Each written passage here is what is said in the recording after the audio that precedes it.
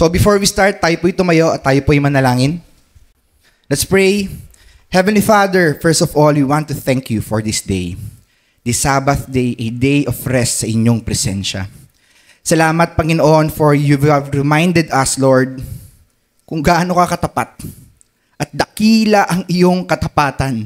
At maraming salamat sa pag-ibig na inalay niyo po sa amin. And hindi ka magbabago sa amin, Panginoon, even though kami po ay pabago-bago. And we just thank you for being who you are, for being our loving, caring, and changing God. Tuwarin niyo kami, Panginoon, sa mga kasalanan na nagagawa pa rin namin, sadyama namin o hindi. At salamat, Panginoon, dahil dinako niyo po kami, Lord, sa aming bahay-sambahan today. Maraming salamat. Be glorified in the preaching of your word. Itago niyo lamang po ako sa inyong likuran at ang pangalan mo, aming Panginoon, ang maitaas. Luwalhatiin ka, O Diyos. In Jesus' name we pray. Amen. Makakaupo na po kayo. So once again, good morning. So tutuloy na natin ating study sa Book of Exodus. Last week, pinag-aralan po natin yung part 2 ng chapter 17. Ngayon, pag-aaralan naman natin ay chapter 18. So ano po yung mga nangyaring kaganapan dito sa chapter na ito?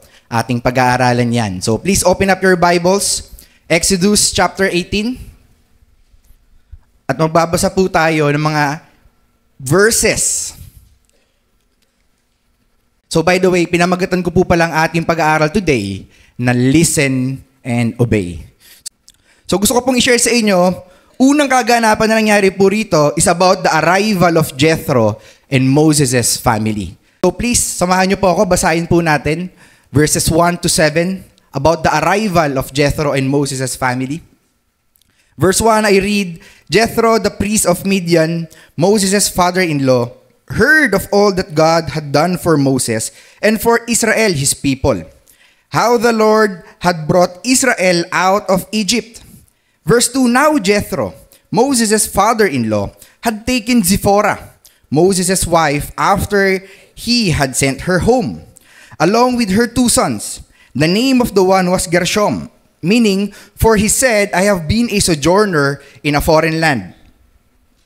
Verse 4, and the name of the other, Eliezer, for he said, the God of my father was my help, and delivered me from the sword of Pharaoh. Jethro, Moses' father-in-law, came with his sons and his wife to Moses in the wilderness, where he was encamped at the mountain of God.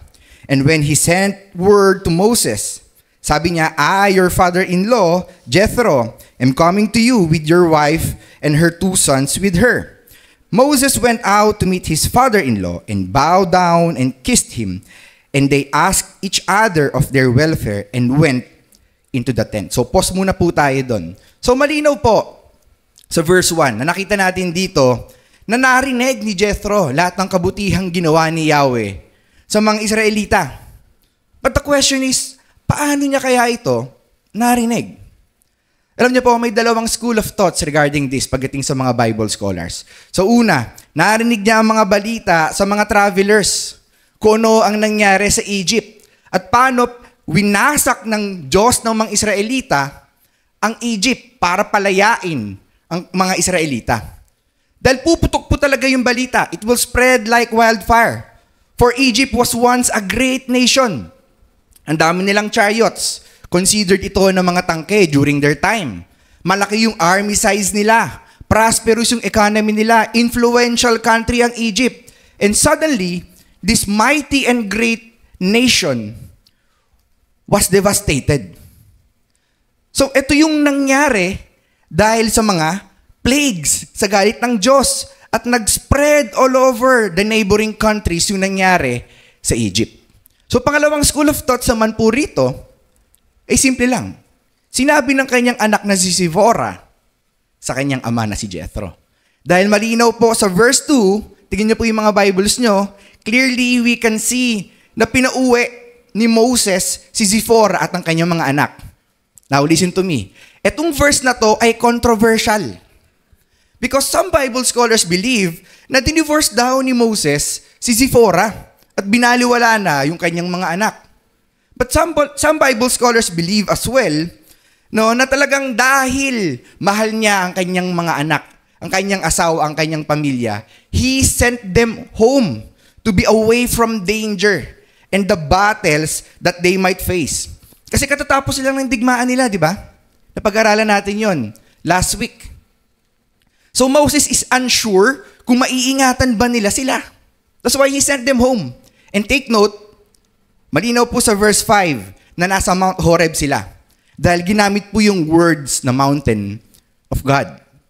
And malapit lang po yung Mount Horeb sa Midian. It will take days of travel, but during their time, it is considered na malapit. So ano pong naaalala nyo rito? Sa lugar na to? Sa Mount Horeb? Sa wilderness na to? Exactly. Burning bush. Nandito rin po pinapastol ni Moses yung flocks ni Jethro. Kung naalala po ninyo, way back chapter 3. At dito po nagkaroon ng encounter si Moses sa Diyos through the burning bush. And comes verse 7. So dito makikita natin yung words na bow down and kissed his father-in-law.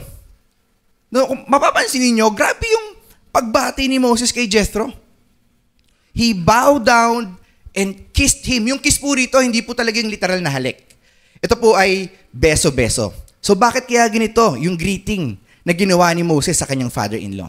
Because for the Jews, it is a Jewish tradition and culture na ipakita nila yung kanilang honor and respect sa tao na kinikilala nila na higher authority sa kanila. It is also their culture of showing honor and respect para ipakita yung kanilang pagmamahal sa taong importante talaga sa kanila. Ang pinapakita po nito sa atin, si Moses ay marunong tumanaw ng utang na loob sa kanyang biyenan. Bakit? Kasi kung babalikan po natin, way back Exodus 2 and 3, na without Jethro's approval, si Moses po ay mananatiling wanderer sa Midian. Si Jethro po ang nagsabi sa kanyang mga anak na, oh, bakit iniwan niyo yung Egyptian doon? Egyptian pa ang tawag nila kay Moses noon eh. Dali niyo siya rito para makilala ko siya. Without Jethro's approval din, hindi mo pa pangasawa ni Moses si Zipporah. And without Jethro's approval, hindi po magkakaroon ng trabaho si Moses sa Midian. Because Jethro not only took Moses to be part of his family, but he also gave him work for a living. Makikita po natin dito na mabuting biyenan si Jethro. So sa mga biyenan po na narito, a gentle reminder, be like Jethro. Treat the spouse of your sons and your daughters as your own. Love them as your own as well. So sa mga manugang naman na narito, alam ko, madalas nagkakaroon ng conflict yung asawa ng anak sa kanilang mga biyenan. No, pero bilang Kristiyano, show respect, show honor sa iyong mga in-laws. So tuloy po natin. Maybe nag-wonder kayo, no? Nasaan kaya si Zipporah? Bakit hindi sinabi o hindi naisulat na pumasok si Zipporah kasama ni Moses at ni Jethro sa loob ng tent? Pansin niyo yun? Biglang nawala sa eksena itong si Zipporah. Ito bang sagot dyan? Because Moses is abstaining from any sexual intercourse. Kahit asawa niya pa si Zipporah, he is abstaining, umiiwas po siya rito. Because he is consecrating himself to meet God. Because for the Jews, part ng kanilang consecration ng kanilang sarili ay talagang umiiwas po sila sa sexual intercourse. At mapag-aaralan po natin yan next week. So pangalawang event naman natin mapag-aaralan.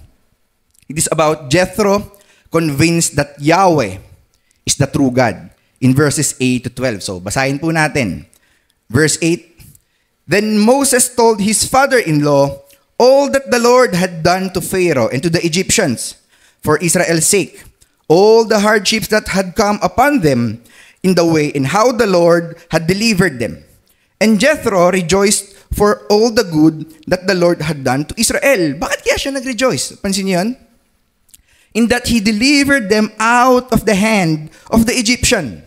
Verse 10, Jethro said, Blessed be the Lord who has delivered you out of the hand of the Egyptians and out of the hand of Pharaoh and has delivered the people from under the hand of the Egyptians. Ito yung reason bakit siya nag-rejoice. Now I know that the Lord is greater than all gods because in this affair they dealt arrogantly with the people. So pause muna po tayo sa verse 11. Malinaw na nabasa natin sa verse 1 na si Jethro po ay isang Midianite priest. And kung naalala nyo pa, way back Exodus 2, dun po binanggit ang tunay na pangalan ni Jethro. And what is that? Ruel. Yung word po na Jethro, hindi niya po ito pangalan. It is his title. His title as the patriarch of his family and his title as a priest of Midianite. So, itong mga Midianite po, sila po ay polytheistic in terms of religion. Meaning, they believe in many gods. And one of which, they also believe in Yahweh, the Lord, the God of Abraham. So, paano nangyari yun? So, quick refresher lang. Genesis 25, verses 1 to 2. Dito mababasa natin na nung namatay si Sarah, si Abraham ay nag-asawa po ulit. At ang pangalan ng kanyang asawa ay si Keturah. At ang isa sa mga anak nila ay si Midian. So most Jewish scholars believe na naipasa rin ni Abraham sa kanyang mga anak kay Keturah ang tunay na pagsamba sa kaisa-isa at ang tunay na Diyos. Same goes kay Midian. But talagang dumating lang talaga sa point na hindi naging faithful ang mga Midianites. Na bukod na naniniwala sila sa kaisa-isa at ang tunay na Diyos, naniwala na rin sila sa iba't ibang Diyos na mga karatig bayan nila. So Jethro, being a priest of Midian, rejoiced because he is convinced na sa dinami-dami ng Diyos na pinaniniwalaan niya, si Yahweh pala ay higit na makapangyarihan. That's why ang nangyari dito, evidence nung talagang nag-rejoice siya, evidence talaga na convince siya na si Yahweh talaga yung tunay na Diyos is this. Verse 12, mababasa po natin yan. Sabi dito, and Jethro, Moses' father-in-law, brought a burnt offering and sacrifices to God. And Aaron came with all the elders of Israel to eat bread with Moses' father-in-law before God. So dito po, mapipicture out natin na there is only one person na nagdala ng burnt offering at saka ng sacrifices para sa Lord. But the presence of the Lord is there. Ano pong naalala nyo rito? Matthew 18, verse 20.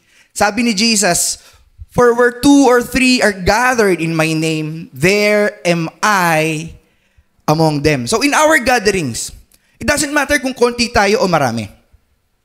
It doesn't matter kung konti o marami ang umatin ng CEF, ng mga Bible study na hinahawakan natin, ng mga fellowship departments natin, even marami o konti ang umatin ng worship service every Sunday. Kagaya last Sunday, konti lang po tayo dahil may bagyo. What matters most is that we know why we gather. Hindi po tayo umaati ng church para pagpalain lang ng Diyos. Hindi ho ganun. Umaaten po tayo ng church, we gather para po mas makilala ang tunay na pagpapala. At ang tunay na pagpapala para sa mga taong tunay na ligtas ay walang iba kundi ang Diyos po mismo. So we gather to worship God together with our fellow saints. We gather to behold His glory.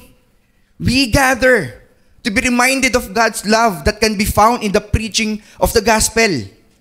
We gather to rest in His presence. We gather para ma-rebuke tayo sa ating mga kasalanan.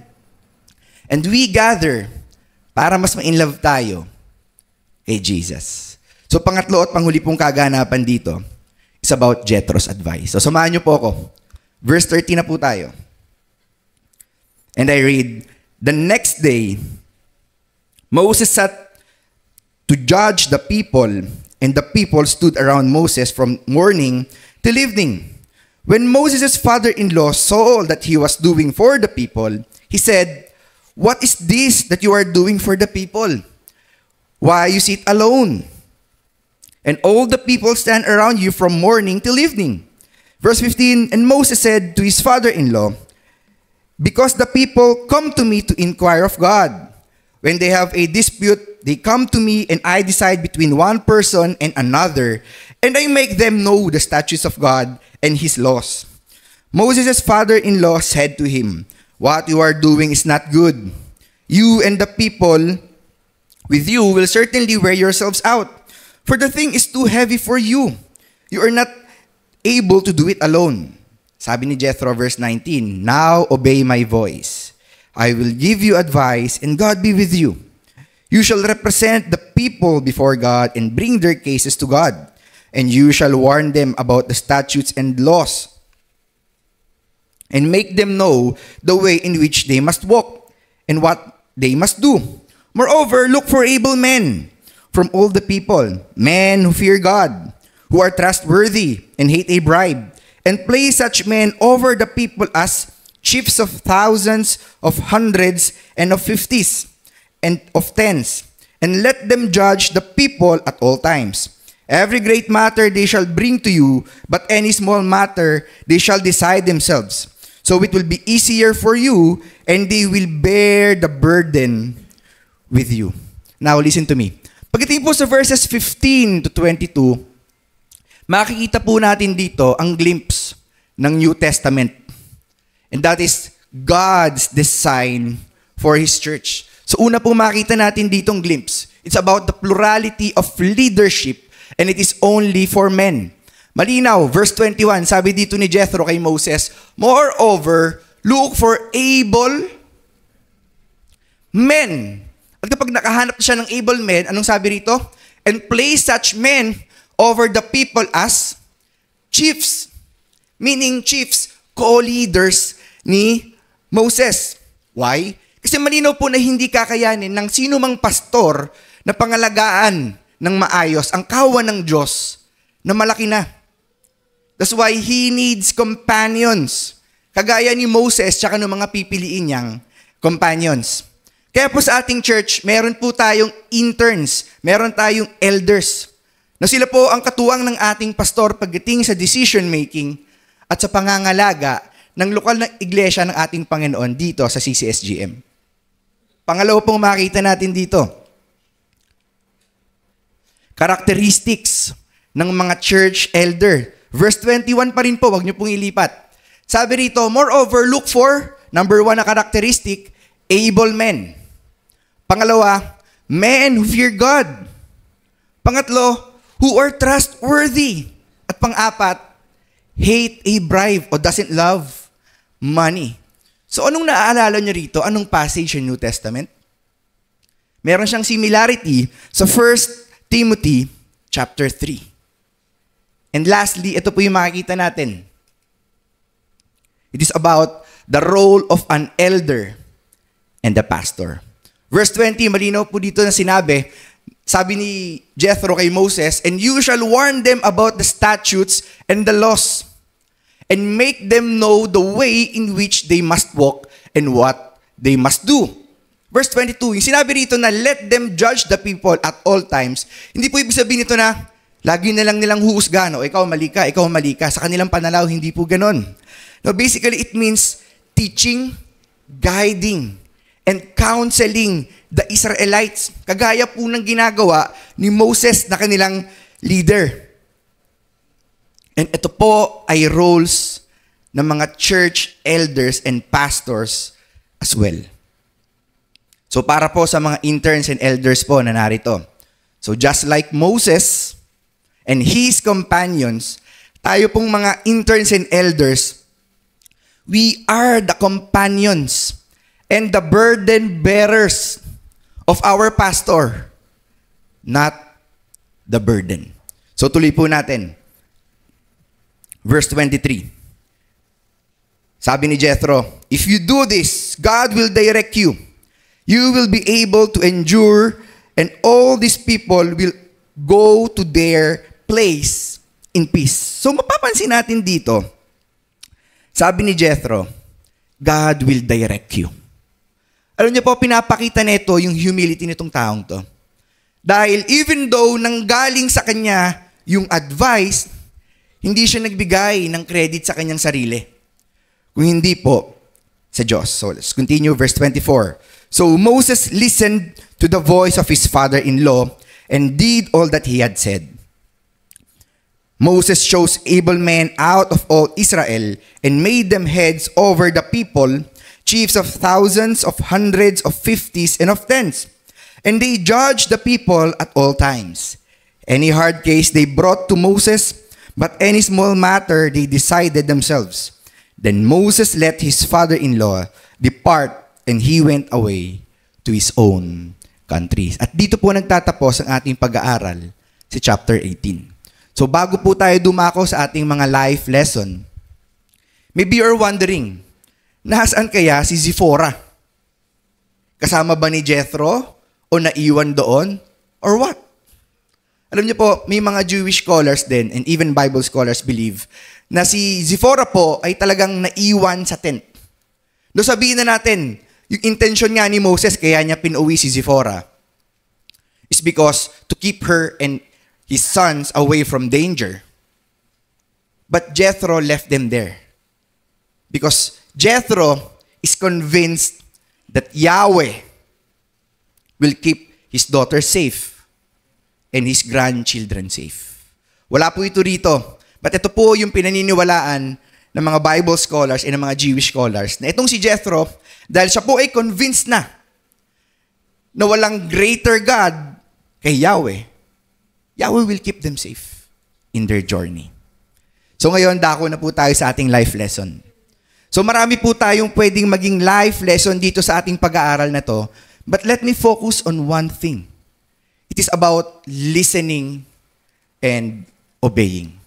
Nakita po natin kanina, na si Moses ay talagang nakinig sa kanyang father-in-law na si Jethro. Ngayon, let me share with you yung importance ng pakikinig sa tatlong aspeto. Unang life lesson pagdating sa pakikinig at saka sa pagsunod ay ito. Una, listen and obey to our God-fearing, God-ordained authorities. So bakit ko sinabi na kailangan God-fearing ang isang God-ordained authority? Unang reason, para po hindi sila magturo ng mali. And pangalawang reason, para hindi sila mag-lead ng tao sa mali.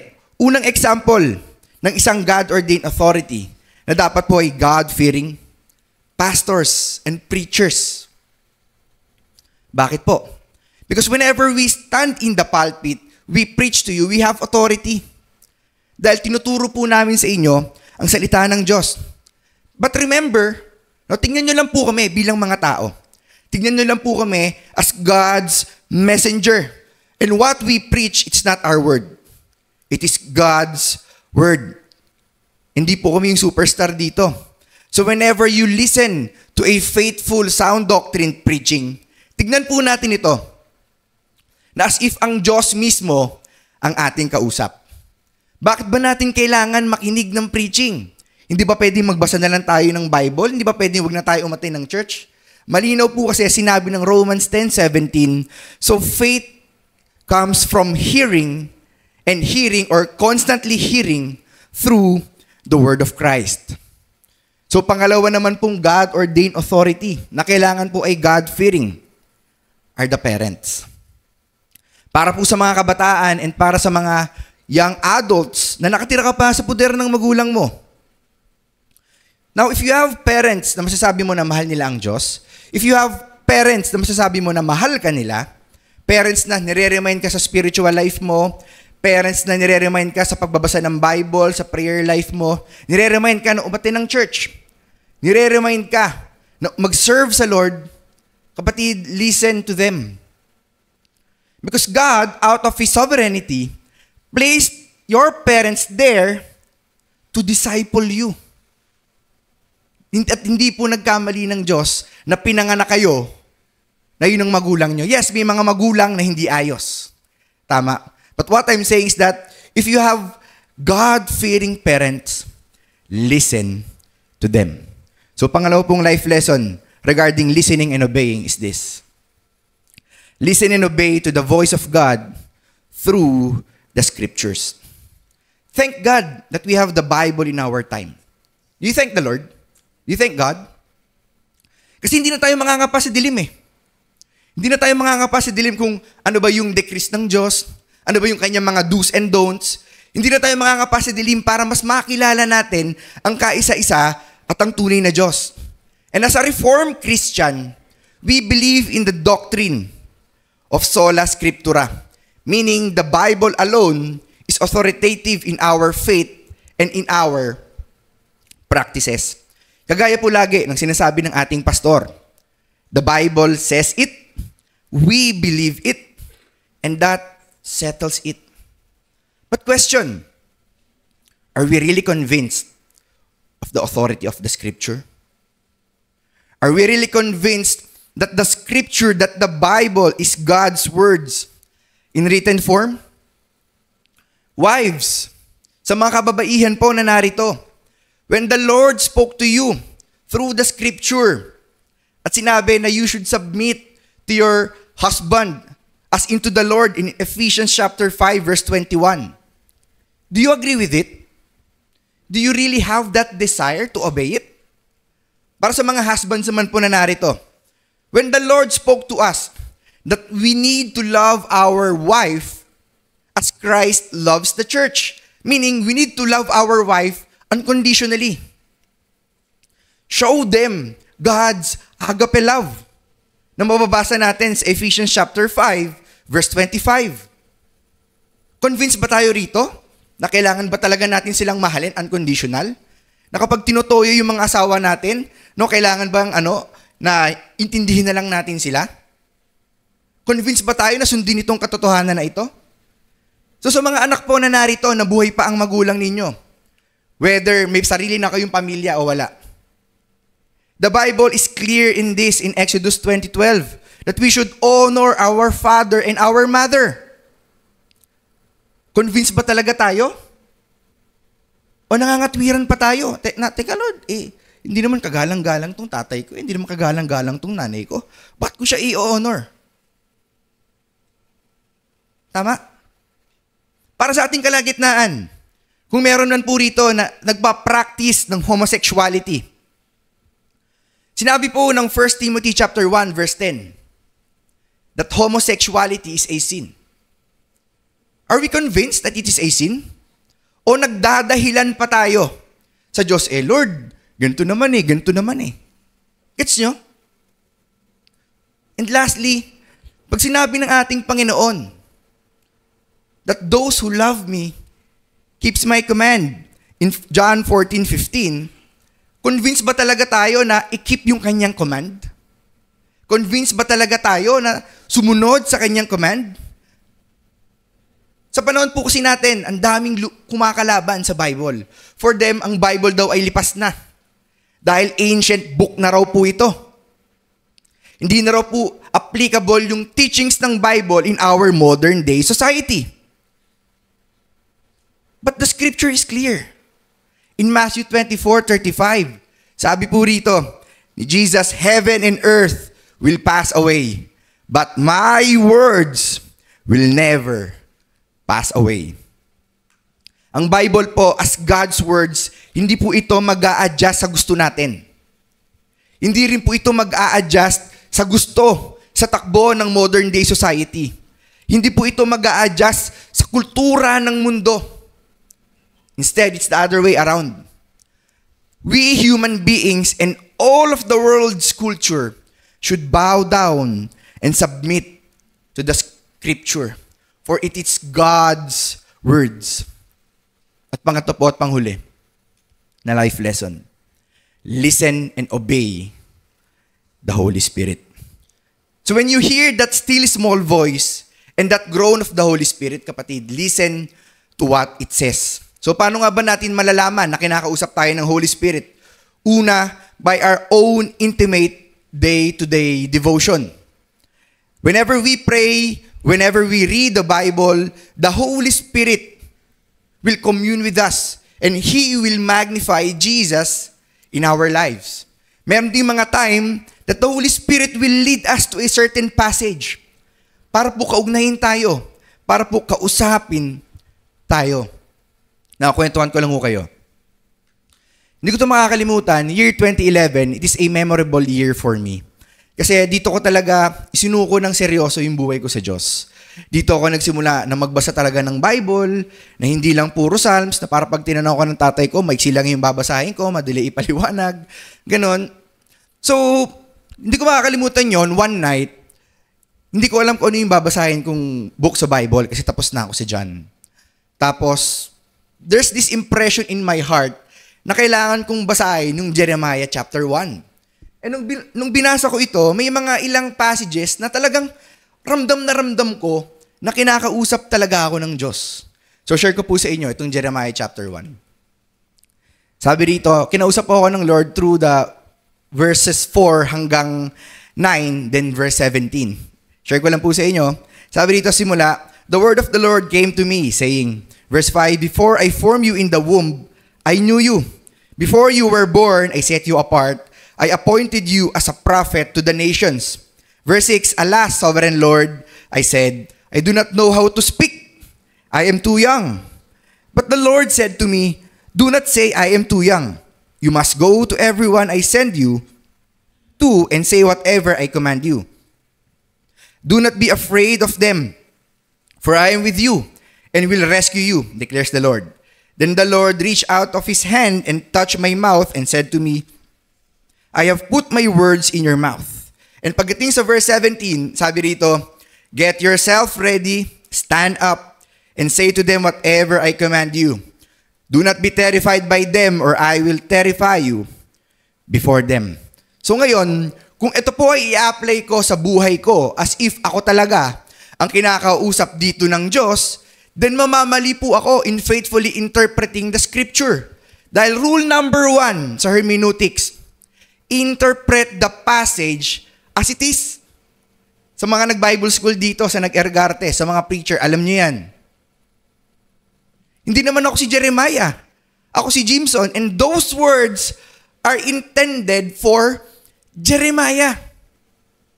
Pero alam niyo po, the day after that, pinatawag ako ng ating pastor sa kanyang office, sa lumang office. Tapos sabi niya sa akin, kid, kung i-assign ka ba namin na mag-preach sa midweek service, okay lang sa'yo? So nagulat ako. Kasi sabi ko, teka, devotion ko yung get yourself ready na magturo ako. Nasabihin ko yung mga gustong sabihin ng Diyos. Gusto ko sanang humindi. Totoo lang, gusto ko sanang humindi. Kasi ano bang mali ko dyan sa preaching? Nakakatakot kaya tumayo sa unahan. Diba? Pwede nyo sabihin na, ano ba yung damit ni Jim, baduy? Pwede sabihin sa akin ganun eh. Maraming pwede mag-criticize sa mga taong tumatayo sa unahan. Gusto ko sana sabihin, Dad, ang hirap nyo eh. Kayo na lang. Pero naalala ko tong verse 17, lalo na yung, do not be terrified by them or I will terrify you before them. So what does it mean? Ano gusto kong palabasin dito? Na before pa lang sabihin sa akin ng ating pastor, sinabi na sa akin ng Holy Spirit. At kapag sinabi sa akin ng Holy Spirit, meaning sinasabi rin sa akin ng ating pastor. Hindi po sila magko-contradict. It is not a coincidence. Because there's no such thing as coincidence in the Lord. For our Lord, our God, is sovereign. And clearly, it is the work of the Holy Spirit. Ito ako, kahit ilang beses ako na-discipline, nagtuturo pa rin sa inyong kalagitnaan by God's grace. So let me share this to you. Hebrews 4:12. For the word of God is alive and active. So bakit ba alive and active ang word of God? Because it is alive and active, dahil ang true author po ng salita ng Diyos ay walang iba kundi ang Holy Spirit, ang Diyos din po mismo. He inspired the men authors of the Bible para sabihin sa kanila kung ano ang isusulat nila rito. So pangalawa, paano natin malalaman na kinakausap tayo ng Holy Spirit? It is about through listening to biblical preachings. So kapag nakikinig po tayo ng mga biblical preaching, faithful preaching, not only the preacher, kagaya ngayon, hindi lang po ako nangangausap sa inyo. Nangangausap din po ang Holy Spirit sa inyo. Yung mga nararamdaman natin na pag nakikinig tayo ng preaching, uy, tinamaan ako dun. Si pastor siguro pinatatamaan ako nito. Hindi ho ganon.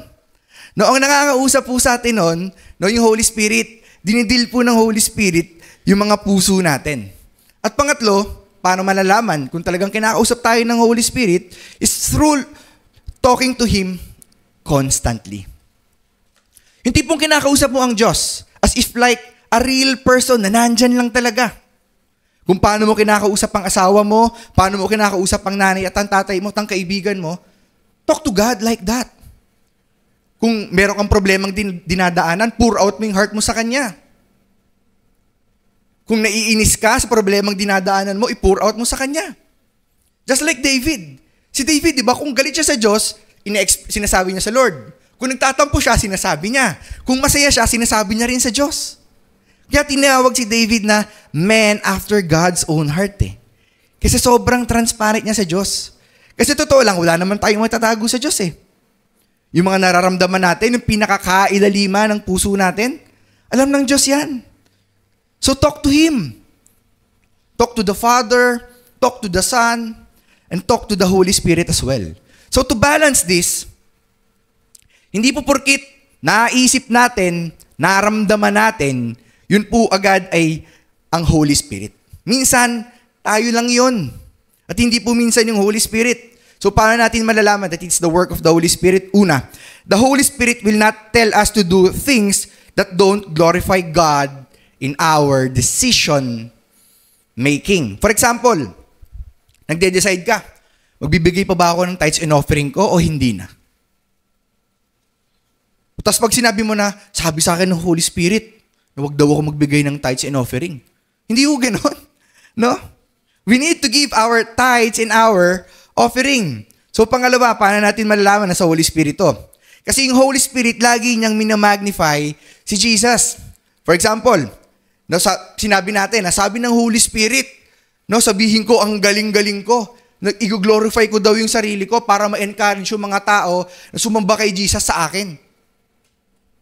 Galaw ba ng Holy Spirit yon? Hindi po. That's pride. And that's hypocrisy.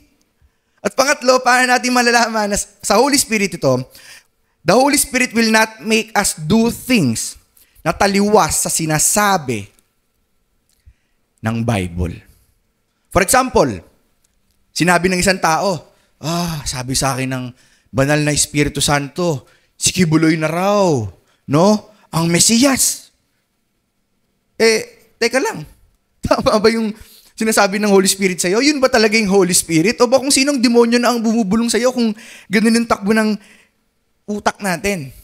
So to summarize this, listening to these three, no, sa mga faithful, God-fearing, God-ordained authority, sa Scripture, and sa Holy Spirit, means listening and obeying to God.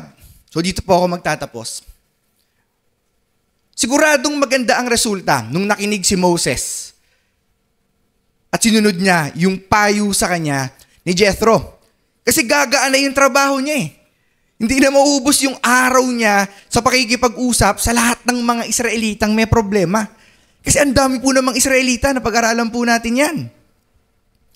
Pero ang reality, pagdating sa pakikinig at pagsunod sa kalooban ng Diyos, sa utos ng Diyos, minsan hindi madali. At minsan hindi kaginhawaan ang resulta nito sa simula. Halimbawa, pag sinabi ba ng Diyos sa atin that we need to give up yung mga wrong relationships natin. What do I mean by wrong relationship? No, yung kung meron man sa ating kalagitnaan, involve ka sa same-sex relationship. Kung meron man sa ating kalagitnaan, hindi pa kayo kasal ng boyfriend at ng girlfriend mo pero nagsisex kayo. Kung meron man sa ating kalagitnaan na may asawa ka pero may boyfriend ka o may girlfriend. No, those are the wrong relationships. Mahal mo. Kahit nasa wrong relationship ka. But you need to give them up para makasunod ka sa kalooban ng Lord. Madali ba? Madali ba? Hindi po madali. Pag sinabi ng Lord, to give up your work na kumikita ka ng malaki and to serve Him in the full-time ministry. Madali ba yon? Pag sinabi ng Lord that you need to love your enemies and pray for those who persecute you. Madali ba ito? Pag sinabi ng Diyos that we should forgive. Madali ba yon? Madali ba yung landas na tinahak ni Moses sa pakikinig at pagsunod niya sa utos ng Diyos? Nasa Egypt pa lang sila, may mga struggle na. Pag alis sila sa Egypt, bago tumawid ng Red Sea, may struggle ulit. Pagtawid nila sa Red Sea, may struggle pa rin. Hindi po naging madali yung journey ni Moses. And even bago sila makapunta sa pangakong lugar, hindi po naging madali yung journey. Pero si Moses po, nakita natin dito, dire-diretso lang siya sa pagsunod sa kalooban ng Diyos. Now question, do you think madali sa Diyos Ama na ialay niya ang ating Panginoong Yesus sa krus ng Kalbaryo para sa ating mga tao na wala naman siyang mapapala, pero pinili niyang mahalin? Madali ba para sa Diyos Ama na ipadala ang Diyos Anak dito sa wretched fallen world na ito? Madali ba sa Diyos Ama na makita na pinagtatawanan, binugbog, dinurog, kinukutya, binaboy, binabastos, at pinatay ang ating Panginoong Yesus sa krus? Madali ba sa Kanya makita yon? Madali bang makita ng Diyos Ama na ang ating Panginoong Yesus ay naging kasalanan mismo dahil inilagay sa katawan niya ng Diyos Ama mismo ang kasalanan ng sanlibutan? Madali ba sa Kanyang makita yon? Pagdating sa ating Panginoon, nadalian ba ang ating Panginoon na sundin ang kalooban ng Diyos Ama? That for the very first time, God, the Son of God, the God the Son in the Trinity, will experience humiliation, suffering, pain, and even death at the cross. Kaya nag-struggle ang ating Panginoon, di ba? Sabi niya sa prayer niya, Father, take this cup away from me, this cup of suffering. But don't let my will and let your will be done. To the point na dugo na yung pawis ng ating Diyos, ng ating Panginoon. Because He is struggling. But still, our Lord listened and obeyed the Father's will. Thus making Jesus the greatest example of listening and obeying. So kapatid, whenever dumating tayo sa point na nag-i-struggle tayo, pagdating sa pagsunod natin sa kalooban ng Diyos, just look at the cross. Just look at the cross. There, the Son of God died for sinners like us in obedience to the Father's will. And because of the Father's love. And this is God's love na kailanmay hindi natin magiging deserve. Sino ba naman tayo? Pwede namang sunugin na lang tayo ng Diyos habang buhay sa impyerno at mananatili siyang Diyos. Walang mawawala sa Kanya, tama? Pero sa hindi maipaliwanag na kadahilanan, this holy God, this righteous God, this just God gave us grace and chose to love sinners like us miraculously. And that is the greatest miracle of all. That God will choose to love us. At hindi lang po yun, that God will choose people, will elect people na Kanyang ililigtas at magkakaroon ng relationship sa Kanya. Magiging Kanyang sons and daughters even before the foundation of this world. So dito po ako magtatapos sa isang Bible verse, dalawang Bible verse, as a reflection for all of us. John 14:23-24. Sabi dito, Jesus replied, "Anyone who loves me will obey my teaching. My Father will love them, and we will come to them and make our home with them. Anyone who does not love me will not obey my teaching. These words you hear are not my own. They belong to the Father who sent me." Now, question. Iwanan ko tong question ito sa ating lahat. Do we love Jesus? Ito yung pamantayan ng Lord. If you love me, keep my commands. Sabi niya rito sa verse 24 pa, anyone who does not love me will not obey my teachings. If you can honestly say, yes, you love God, praise God. If not, Para po sa mga nagmamahal sa Diyos at malalaman, masasabi mo na struggling ka na mahalin ng Diyos. Let me encourage you. Listen and obey. Just look at the cross. It is God's love displayed for unworthy people like us. Let's pray. Heavenly Father, salamat po talaga, Panginoon. For you have reminded us the importance of listening and obeying sa iyo. Forgive us, Lord, kung mapapride kami minsan o kadalasan na alam na namin, Lord, yung kalooban mo. Nababasa namin to, napag-aaralan namin to sa Bible, pero nananatili pa rin minsan yung katigasan po ng ulo namin. Holy Spirit, I pray, break this pride of ours. Tulungan niyo po kami, Lord, na maging sold out po talaga sa inyo. Tulungan niyo po talaga kami, Lord, na makasunod sa nais mo. Tulungan niyo po kami, Lord, na mahalin ka, Panginoon, sapagkat una mo kaming minahal. Tulungan mo kami, Lord, na talagang wag nang lumakad sa kasalanan, wag mamuhay sa kasalanan. Tulungan mo kami, Lord, na in our everyday life, magpasalamat kami sa iyo for the gospel. I pray, Father God, and we know na kayo po ang magpapalago sa iyong salita na tumanim sa puso ng aking mga kapatid today. And we know, God, that you have spoke to us today. Be glorified in Jesus' name. Amen.